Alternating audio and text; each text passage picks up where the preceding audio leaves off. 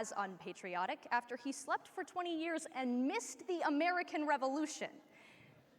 In contrast, Henry Wadsworth Longfellow's characterization of Paul Revere made a hero out of the man who stayed up all night for his country.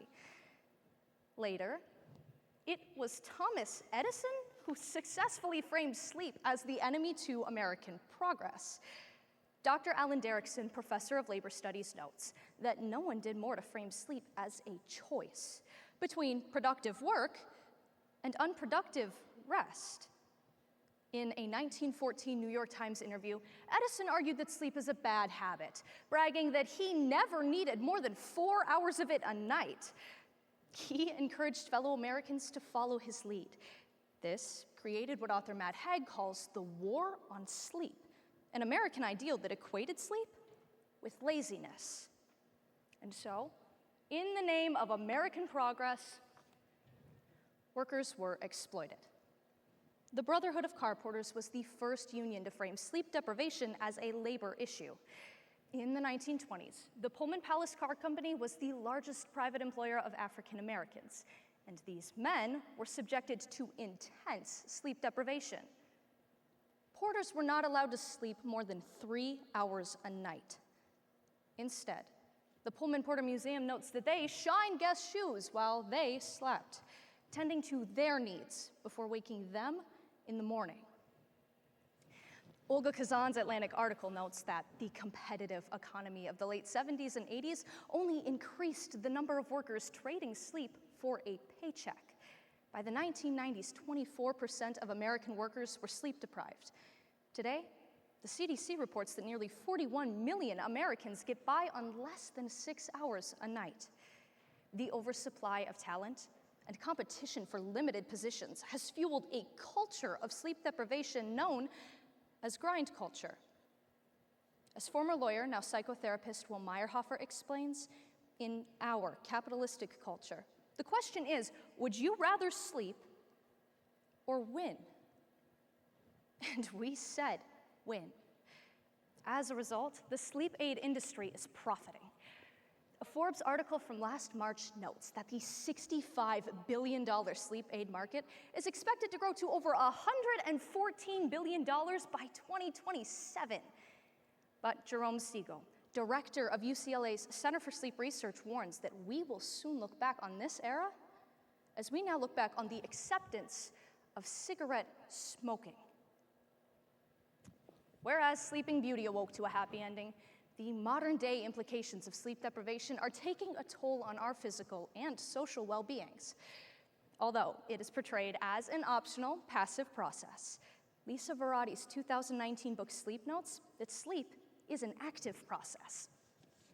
Dr. Maiden Nedergaard, co-director at the Center for Translational Neuromedicine, says, it's like bringing in the overnight cleaning crew to clear out toxic waste between brain cells. In the brain, waves of cerebrospinal fluid wash away toxins, such as those linked to Alzheimer's, every 20 seconds we sleep. Kind of like the cycle on a dishwasher. Now, in just 60 minutes of lost sleep, an average of 180 cycles are missed. Toxins build, causing a loss of brain cells. In addition, when we sleep, our heart rate falls and our blood pressure drops. This state of relaxation is important for cardiovascular muscles to rest and repair. If the body gets fewer than 6 hours of sleep each night, the risk of heart disease increases by nearly 50%. The risk of a stroke quadruples. And the gene inflammation that is triggered by even a single night of insufficient sleep impacts over 700 genes on a cellular level, decreasing immunity and increasing potential for cancerous cells to reproduce. But these impacts are not evenly distributed across populations, revealing what has been identified as America's great sleep gap.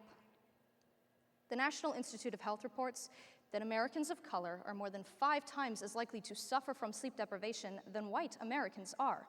And the CDC notes that more than half of the differences in health outcomes between white people and people of color are the product of differences in sleep. The US Census notes that light pollution, worsened air conditions, and neighborhood noise inhibit sleep. For populations living below the poverty line, working multiple jobs compounds this. For Americans of color, Science Direct 2022 notes that more than a dozen studies have identified racial discrimination as a contributor to sleep disparities. The result? As Dr. Emily Orminsky explains, sleep poverty, or accumulated sleep deprivation, is a form of social inequality that limits social mobility. Psychology Today concludes that depriving a person, or ourselves, of sleep is a profound assault on the foundation of a person's mind and body. So, finally, let's take a look at the innovative approaches that are addressing sleep deprivation. In her 2022 book, Rest is Resistance, Tricia Hersey explains how she became severely sleep deprived by splitting her limited time between school, work, and raising her son.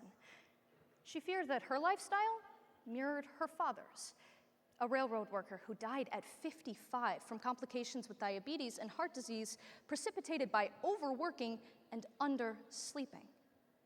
So, she began to radically prioritize sleep, to resist the demands of grind culture. And to facilitate this on a broader scale, Tricia has created the Rest Deck. This innovative collection of cards features 50 practices designed to empower individuals to reclaim their rest. The brand Whoop has created innovative technology in the form of a wearable band to track sleep health, and in turn, allow individuals and organizations to make informed decisions regarding safety and performance. After first gaining traction with athletes, now even the US military is using their program Whoop Unite to determine combat readiness.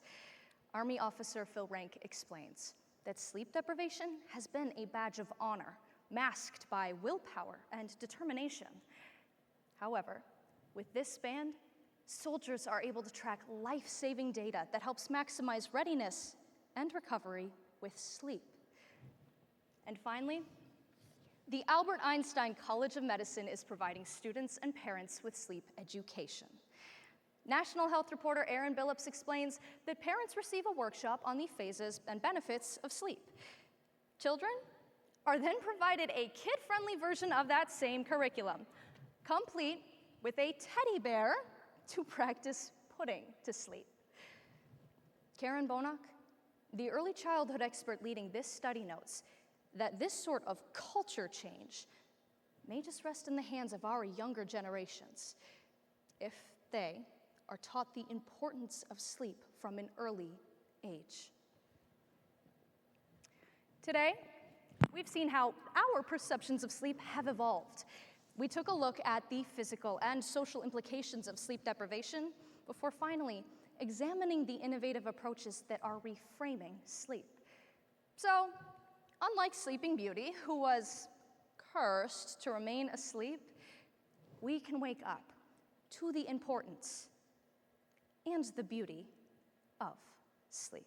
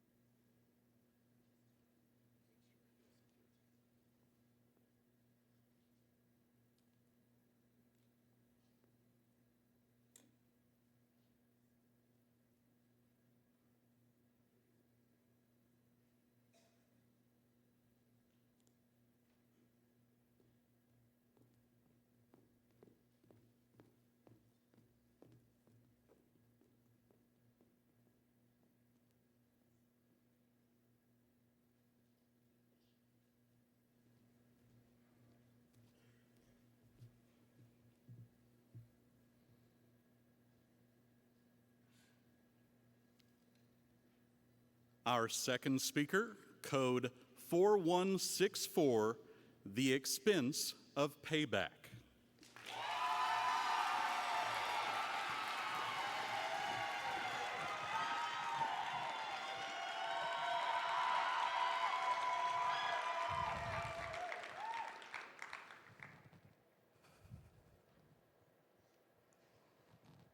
I come from a long line of list makers.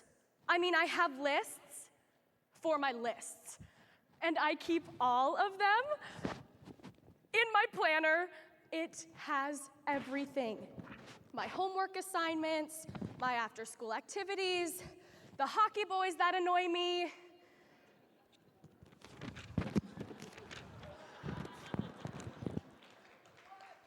Yeah, that's a long list. Okay, so clearly I have a thing about lists, but my most important list is my payback list.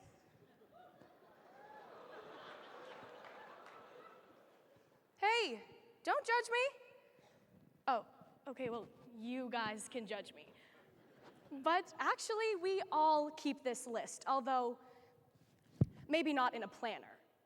It's a list rooted in revenge, a feeling we all share even if we don't like to admit it. In fact, according to a 2019 Psychology Today report, from the time we are barely able to put together full sentences, we yearn for revenge. Your older sister steals your Barbies? That's not fair. Bedtime at 8? Make me. And as we get older, we don't grow out of revenge, we grow into it.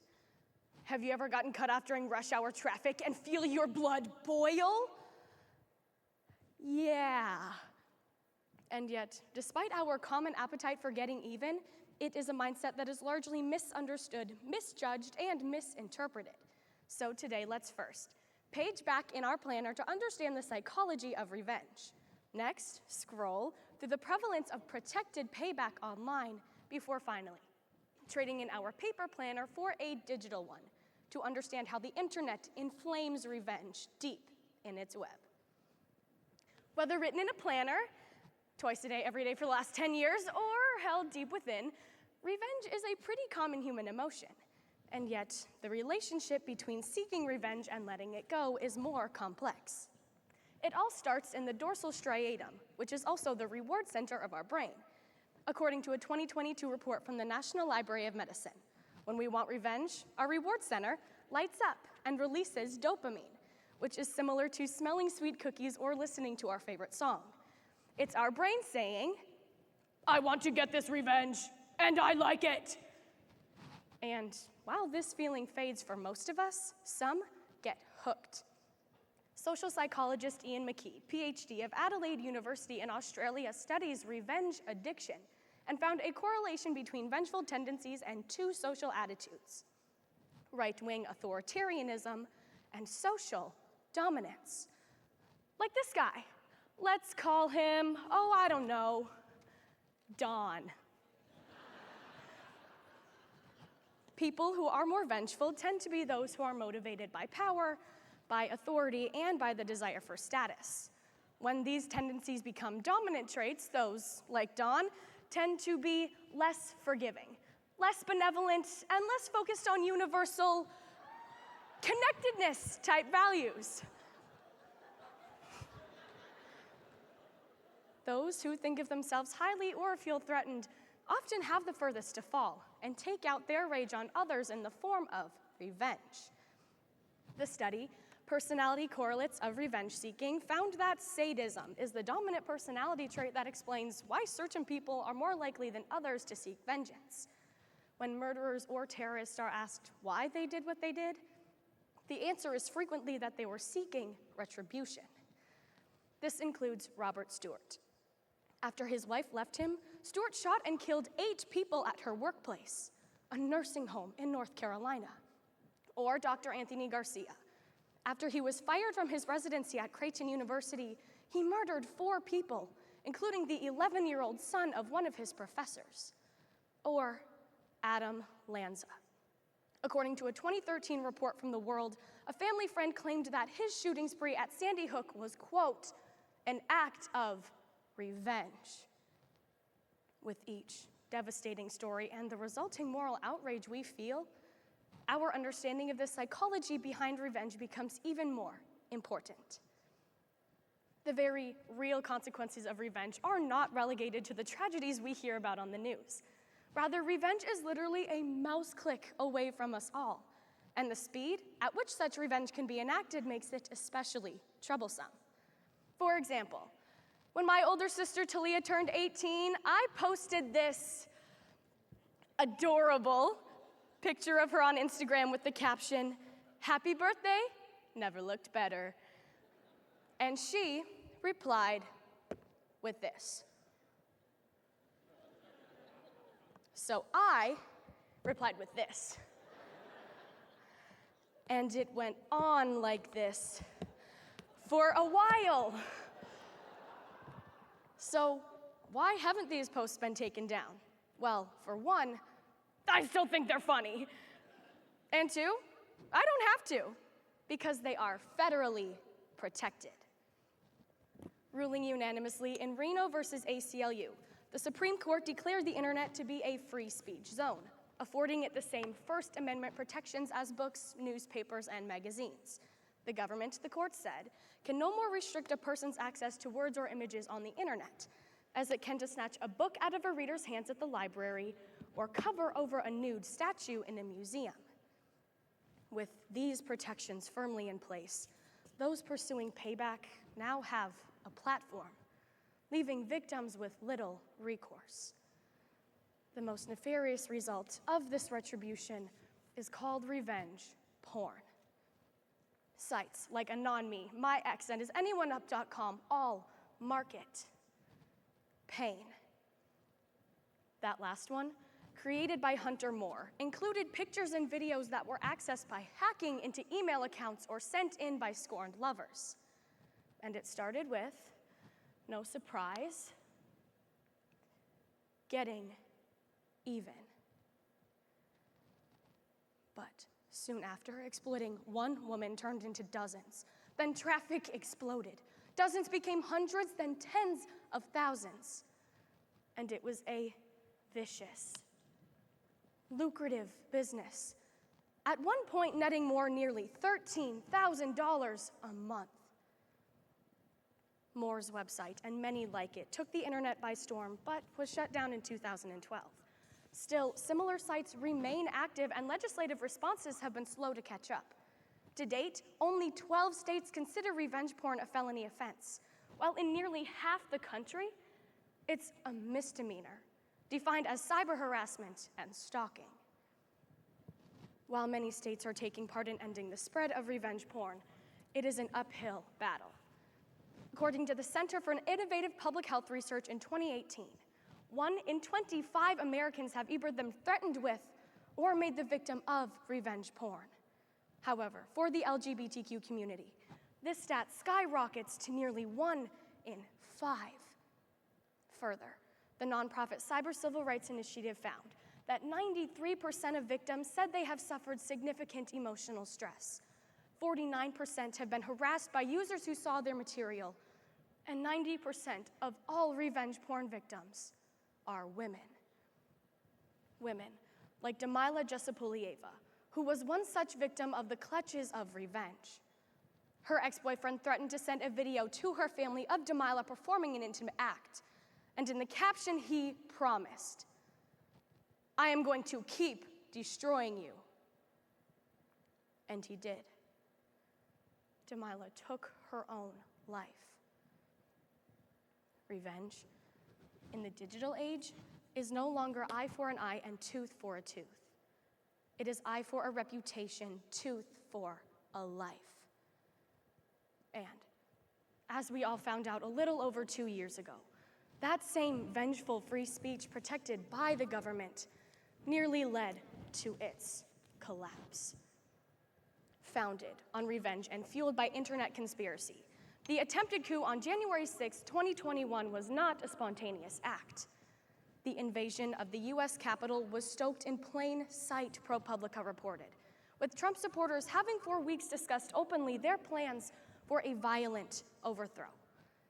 The biggest instigator was the former president himself, who for months had fanned the flames of conspiracy from Facebook to fringe sites, and earlier that day had urged the crowd to march to the Capitol and fight.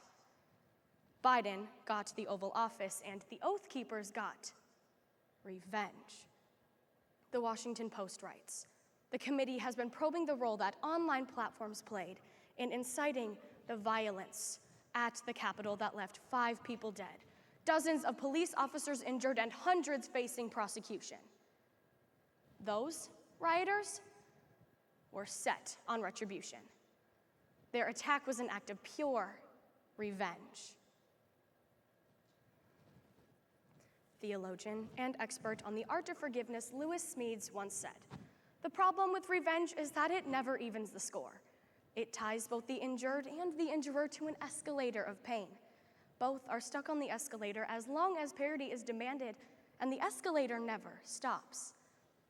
As the escalating digital world keeps climbing, and as the escalation of vengeance seeking is ever present in the news, it is important that we understand the psychology behind revenge. Perhaps then, we can make fewer plans for payback. And starting with those hockey boys, more plans to forgive."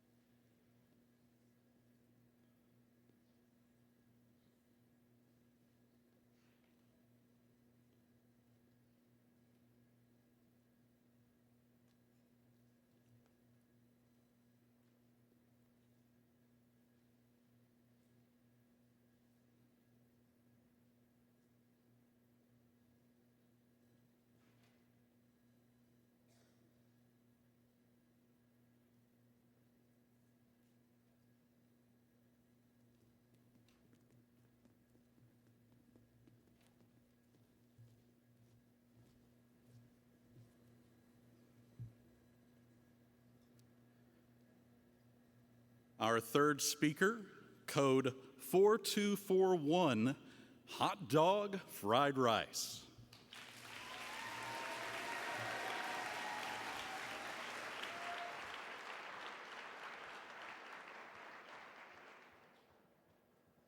For better or for worse, our food can say a lot about who we are. For actress Jessica Biel, it means eating all her meals in the shower. For director Nicolas Cage, it means only eating animals that mate in a dignified way. And for me, it meant hot dog fried rice. Like a lot of hot dog fried rice. Because almost every day after school, from kindergarten all the way to 4th grade, my mom would greet me with a bowl of the stuff. So, when I asked her why she made this part of my culinary habit, her answer caught me by surprise when she told me that hot dog fried rice was actually a great reflection of who I was. Half Chinese, half European, and 110% bad for her health. But as I reflected, I began to realize that my mom's understanding of hot dog fried rice was incomplete. Sure, I knew it was part European because it had sausages, and I knew it was part Chinese because it had flavor.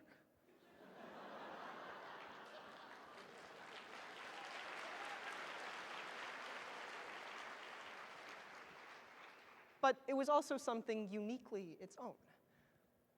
And in a world increasingly filled with black and white categories, we all stand to learn a little bit more about the foods and folks in the middle.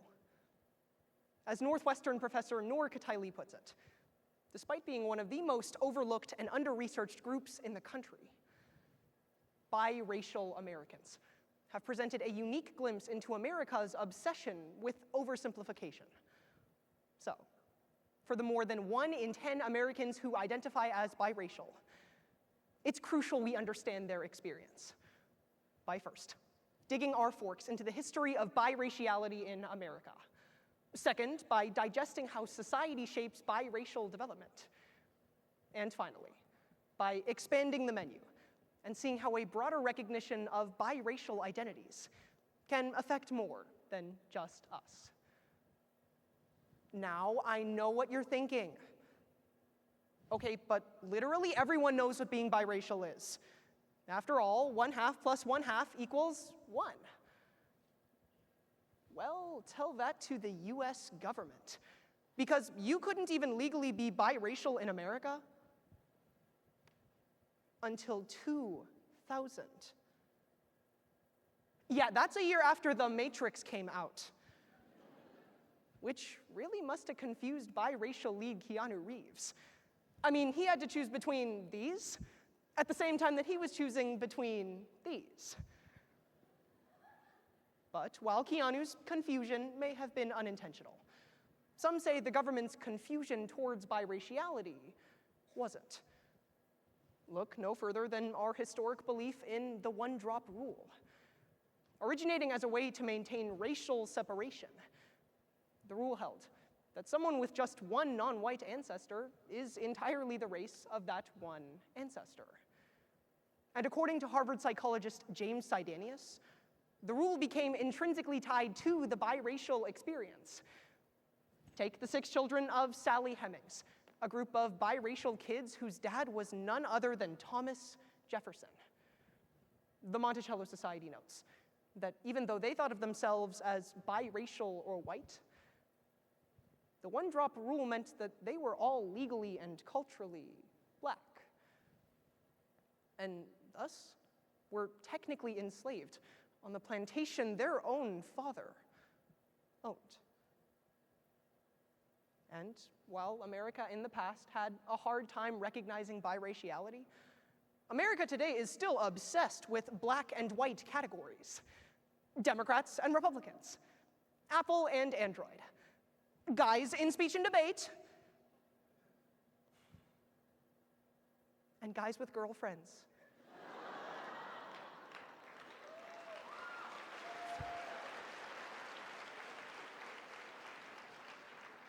And we end up internalizing this false dichotomy. Heck, until recently, I thought I could never get a girlfriend. And I still think that. So maybe that wasn't the best example, but my point stands. A 2019 study from CSU Long Beach researcher Layla Norwood found that biracial children undergo 4 stages of identity development: confusion, choice of group, denial, and appreciation. But Norwood also found that often society leaves biracial people stuck at stage 3. Consider our first biracial president, who never actually called himself biracial. In a discussion on The View, Barack Obama revealed the reason he never called himself biracial in any of his more than 500 speeches was because society didn't see him as such. And it's actually no accident that America saw Obama as our first black president. See, Harvard psychologist Arnold Ho found that a majority of Americans across all different backgrounds viewed biracial people as belonging more to their minority half, in a trend some have called the modern manifestation of the one-drop rule. And this uniquely American quest to categorize nuance into a singular package has culminated in the biracial identity crisis, a trend writer Elizabeth Metz describes as the ubiquitous choice between living with just one half of your identity or risking racial abandonment. And when Metz says it's ubiquitous, she means it. Because a 2015 Pew Research survey found that close to 3/4 of all biracial Americans felt pressure to live with just one side of their identity.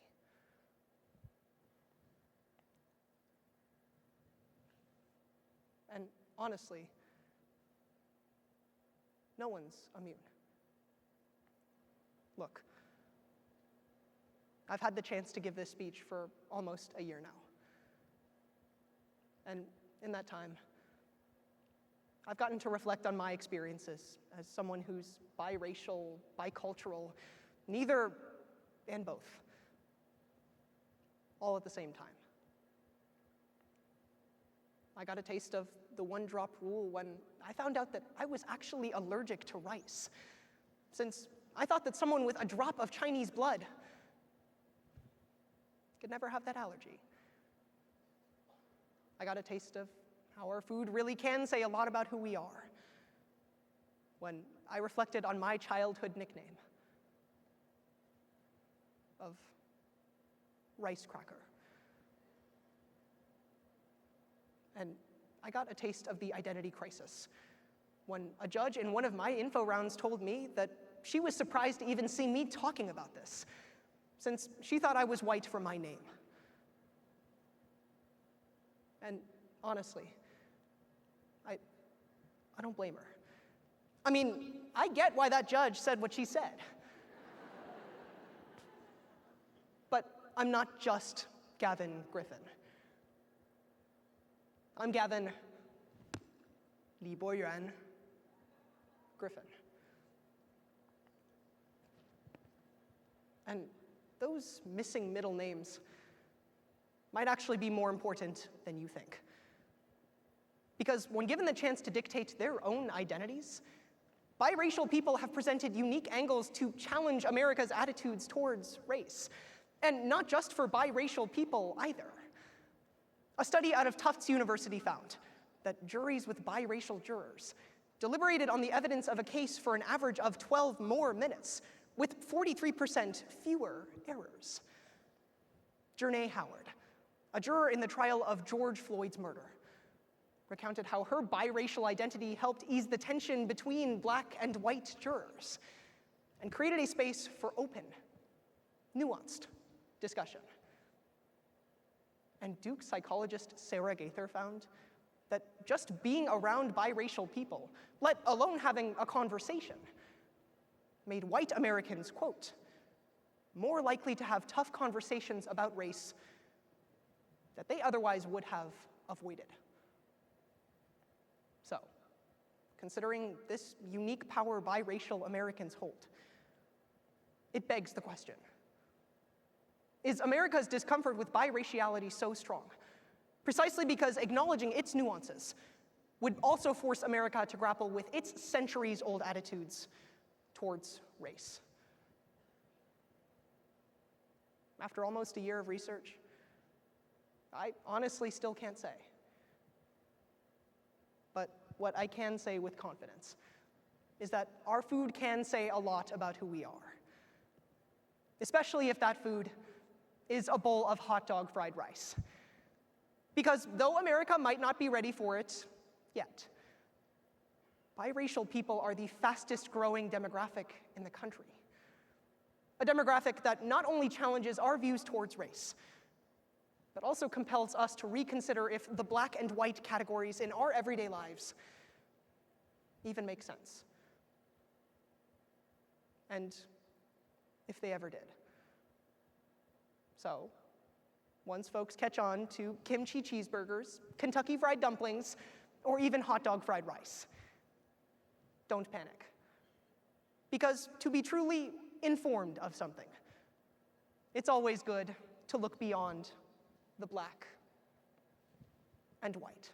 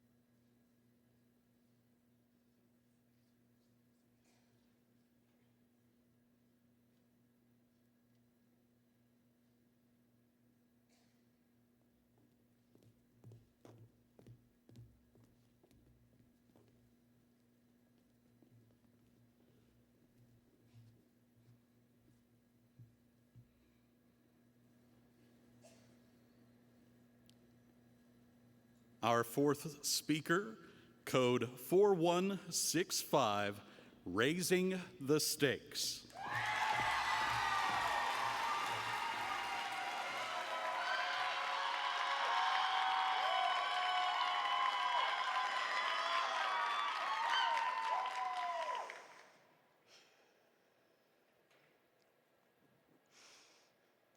This summer, I am determined to reread the classics.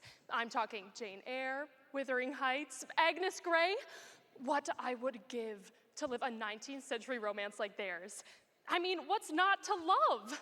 Love triangles, love letters, lovely dudes on horseback. And all you had to do to fall in love was wear 500 layers and go to a fancy ball and dance with some stranger and fall in love and get married and become his property and get accused of causing the crops to rot and get put on trial for witchcraft and be burned at the stake. Okay, look, my burning desire does not include literally burning.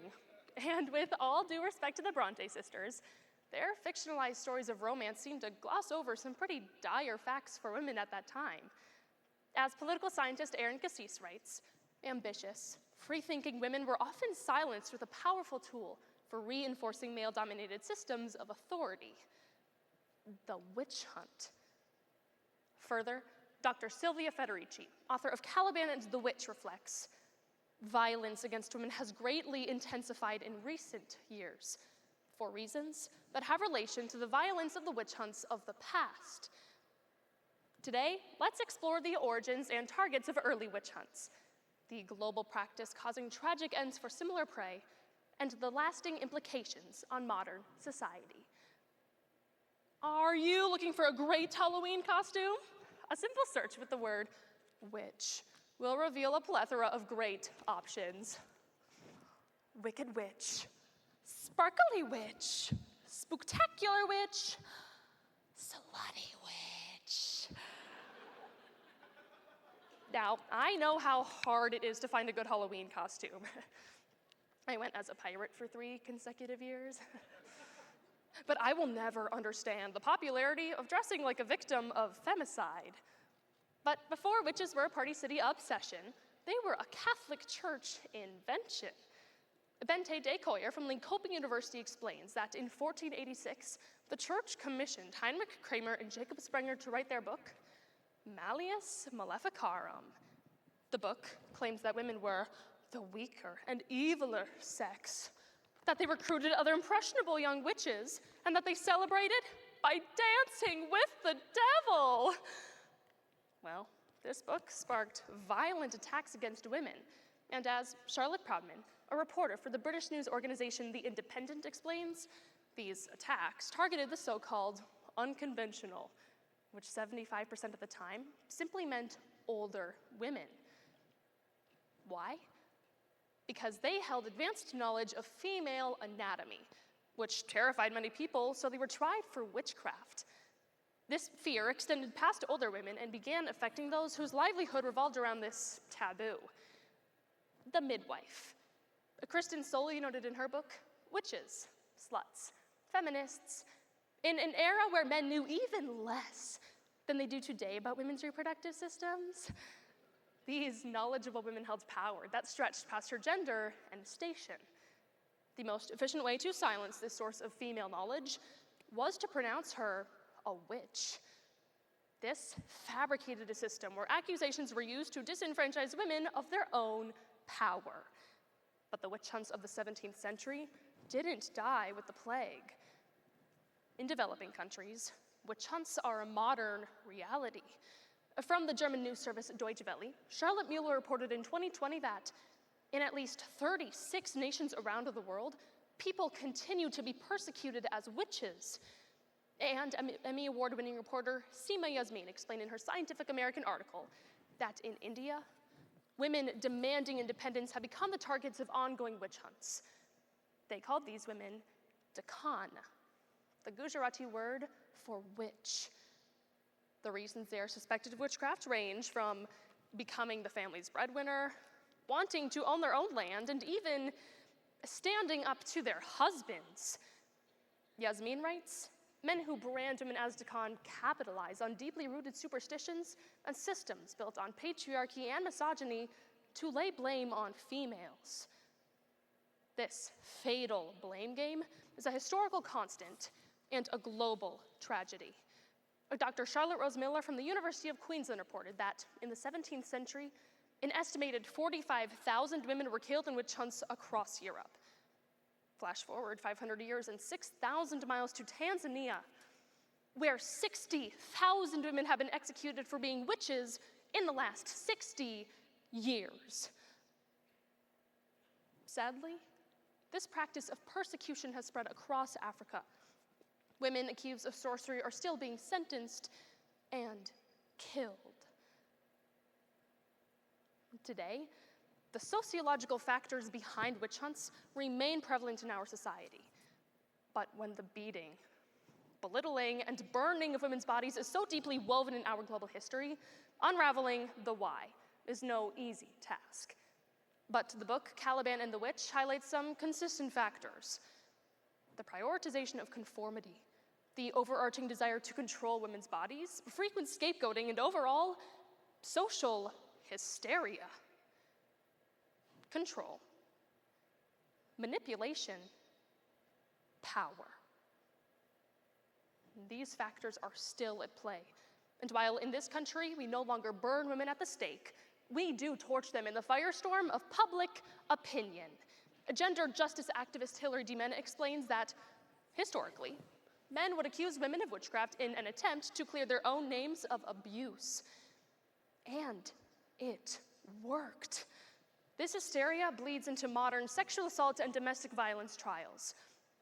Take, for example, the recent Johnny Depp versus Amber Heard trial, where Depp's assault defense was tied to branding her the same criminalizing term, witch. The public frenzy we saw in Salem, Massachusetts was eerily similar in Heard's case. Men and women alike demanded she be cut from films. Heard was pummeled on social media with verbal violence, inciting her as a seductress, a whore, a crazy, a woman in need of psychiatric help, and warning her to sleep with one eye open. The most damning correlation came from Johnny Depp himself, suggesting, let's burn Amber. And while women bear the brunt of the modern witch hunt, the term itself has been co-opted for those in power to play the victim. Just last month, famed Baruch College volleyball star and all-around honest guy, George Santos, claimed his arrest and federal fraud charges were a witch hunt. Former Missouri Governor Eric Greitens used the term in defense of his blackmailing of his mistress, and even former President Donald Trump has been using the term since 2017. More recently, on May 9th, 2023, Trump ironically truthed on his social media app, "This verdict is a disgrace, a continuation of the greatest witch hunt of all time." And co-opting the term witch hunt doesn't come without consequences. Public relations writer and strategist Caitlin Grube explains that by using the term, it calls upon the memory of violence, oppression, and death that affected women. This creates a cycle that continues to appropriate women's pain in order to paint the politician as a victim. Therefore, the term is powerful and can be used not only to victimize themselves, but to vilify the opponent. Which begs the question, can we equate the accusations of a modern, cisgendered white man with centuries of femicide? The question is hardly vexing. Women have fought against these patriarchal systems for centuries, but progress towards gender equality is being made. The feminist group Witch has been taking to the streets of Boston for over 60 years, protesting sexism and taking back the image of the witch. And in India, the female empowerment organization Anandi advocates for accused women and has seen a decrease in child marriages and an increase in women elected into government roles. And finally, we can all look forward to August 10th, which was marked the World Day Against Witch Hunts by the Catholic Society Missio. Now, do you remember when I told you the original commissioner of the book Malleus Maleficarum was the Catholic Church? Let's just consider this a touch of good Catholic repentance. Witch hunts were, and still are, powerful tools to attack the already powerless. However, by becoming aware of the haunting similarities between witch hunts then and now, I hope we will lower our torches of social violence and raise the stakes for equity. And I can't think of anything more spellbinding than that.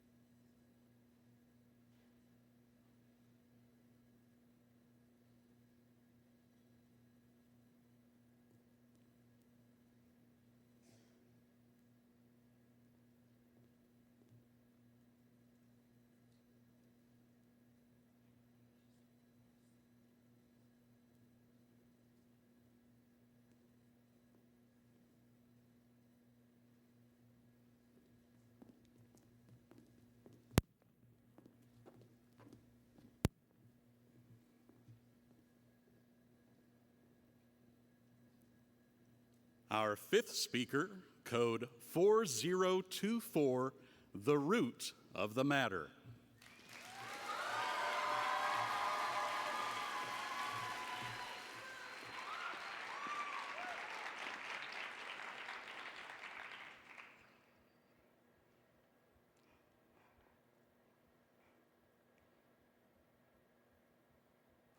In the classic tale, Alice's Adventures in Wonderland, Alice is greeted by a caterpillar high, in more ways than one, atop a giant round mushroom. The caterpillar informs her that eating from one side of the mushroom will make her larger, while the other side will make her smaller. Alice is perplexed, because round objects have no sides. But thanks to recent innovations, scientists are beginning to discover the multiple sides of mushrooms, all thanks to the mushroom's roots, known as mycelium. For centuries, mycelium has been indispensable to the plant kingdom, acting as a network, communicating information and sharing resources. Scientists have even dubbed it the Wood Wide Web. And now, mankind is poised to log into mycelium's magic, incorporating it into products that we use every day. And with its potential to save our environment, and even save lives, it becomes critical that we understand why mycelium is the shit. Take. By first, learning what this material really is, before exploring its applications and implications in 3 distinct industries: fashion, construction, and medicine. Because as Dr. Merlin Sheldrake of Cambridge University declares in October of 2020, We are unthinkable without fungi, yet seldom do we think about them. It is an ignorance we cannot afford to sustain. Mycelium is a type of fungi, the root system of mushrooms.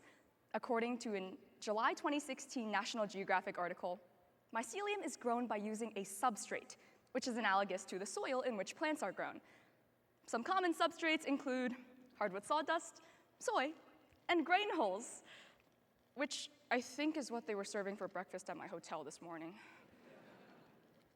In a personal interview with Professor Valeria La Saponera from UC Davis on September 6, 2022, she explained to me how the growing process works. First, you pick a mold. It can be anything from your Starbucks cup to a star-shaped jar. Then, you pour in your substrate and add water.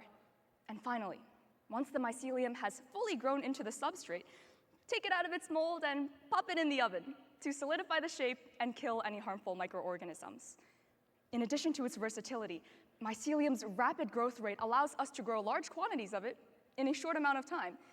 In fact, I grew these just over my winter break. Environmentalist Eben Bayer summarizes how you can grow an 18 by 12 by 2-inch sheet of mycelium weighing in a couple of pounds within the course of just a week. Faster than some of us will experience our growth spurts. While I'm still waiting for mine, the rest of you don't have to worry if you need to revamp your wardrobes due to that growth, because the first industry leading the innovation of mycelium is in the world of fashion, where it's being used as an alternative for leather. California biotech company Bolt Threads describes in May of 2021 how they're able to grow their mycelium leather in just 2 months, compared to the 2 to 3 years it takes to harvest animal leather from start to finish. So before your next fancy tea party, make sure to check out these mycelium handbags made by companies like Hermes, one of the largest fashion houses in the world. Or if you're running late for that very important date, Adidas has you covered with a mycelium leather version of its most popular shoe, the Stan Smith. And if you're feeling stressed from all of your adventures, make sure to stretch it out with Lululemon, which launched its Milo leather yoga line in July of 2021. Beyond the benefits of avoiding animal cruelty, mycelium has significant environmental implications. Writer Emma Hackinson found that cattle ranching, partially used to produce animal leather, accounts for about 80% of deforestation in the Amazon rainforest. But the World Economic Forum points out in September of 2020 how companies that manufacture mycelium leather utilize vertical farming to optimize growing spaces. In other words, mycelium leather doesn't require much room to grow, saving both the Amazon rainforest and its inhabitants. Next, mycelium leather is carbon neutral. According to an August 2020 Vogue business article, the global fashion industry is on track to produce over 2.7 billion tons of carbon dioxide by 2030. And considering that the Washington Post finds the fashion industry to be the second largest polluter in the world, mycelium fabrics, which are made using a zero carbon process, have huge potential to significantly decrease our fashion carbon footprint. Building on the advancements in fashion, companies have also started using mycelium in the construction industry in 2 ways. First, mycelium is improving packaging designs. The National Geographic describes in July of 2016 how the company Ecovative Designs uses mycelium as a bonding agent to hold together wood particles for durable, flame retardant, and lightweight packaging. And you might have even seen this packaging before, because companies like IKEA and Dell have been leading the pack in sustainability, replacing styrofoam packaging with mycelium materials. Next, mycelium is being used for home insulation. In April of 2018, Samuel Kalika, a fungi architect, because all architects are fungis, you saw that one coming, found that mycelium traps more heat than fiberglass insulation. It's also fireproof and non-toxic because mycelium does not contain synthetic resin-based compounds that can emit toxic chemicals. The implications here affect both our environment and our safety, keeping us out of trouble. First, The EPA reports that over 80 million tons of packaging waste is generated every year, nearly all of which ends up in landfills. But a June 2019 Intelligent Living article underscores how mycelium packaging can be composted in just 30 days, compared to the 500 years that styrofoam takes. Something that would make Mother Nature smile just as wide as the Cheshire Cat. Second, Dr. Mitchell Jones of RMIT in Melbourne, Australia, found in December of 2018 that mycelium construction materials can withstand heat up to 300 degrees Celsius, more than double that of the average house fire, or about as hot as it's been outside this week, providing greater fire protection for our homes so that they will be stronger than a house of cards. Beyond fashion and construction, mycelium is providing medical professionals with an ace up their sleeve to protect our health through both medical equipment and surgical devices. One of the latest considerations in the world of mycelium is to use it for adhesive healing patches. Canadian news service CBC reports in March of 2021 how mycelium-based wound dressings can help keep out bacteria, reduce bleeding, and accelerate healing compared to your traditional Band-Aid. But more recently, mycelium is being used for organ transplants. In a June 2021 scientific report, researchers used mycelium as tissue engineering adhesion platforms. In other words, scientists are using mycelium like the magnets on this board to help transplanted organs stick inside our bodies. An October 2022 article published by the Kew Royal Botanical Gardens summarizes the risk during transplantation, that our bodies can identify the transplanted organ as a foreign object and attack it, causing it to be rejected. Mycelium reduces the body's immune response, giving the new organ an opportunity to be accepted. In the US, an organ transplant takes place once every 10 minutes, amounting to just over 100,000 annually.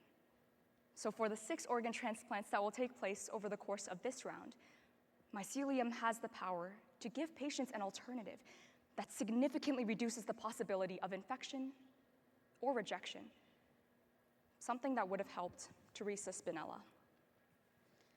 After hearing my speech earlier this year, one of my strongest competitors approached me after a round to tell me about their mother, who had passed away due to an organ transplant rejection in 2018.